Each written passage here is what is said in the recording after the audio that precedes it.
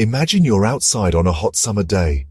Dark clouds start gathering, the wind picks up, and you hear a distant rumble. Then, flash!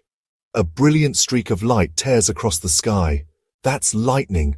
But what really just happened? To understand it, we need to look inside the storm. In towering cumulonimbus clouds, clouds so tall they could hide entire mountains, water droplets, ice crystals, and hailstones are caught in a wild vertical dance. Powerful winds toss them upward, drag them downward, and slam them into each other.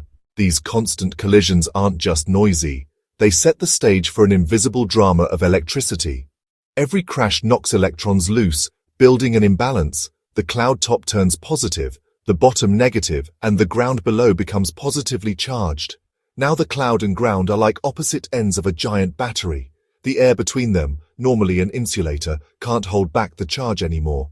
An invisible stepped leader snakes down in jagged bursts. Then, connection.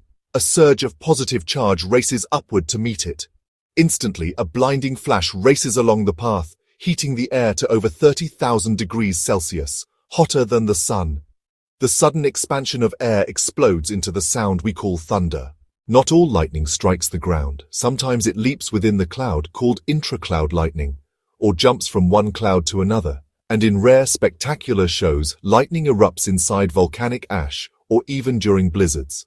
Lightning is nature's way of restoring balance, a powerful handshake between different charges. A reminder that above us, even in a quiet sky, incredible forces are always at play.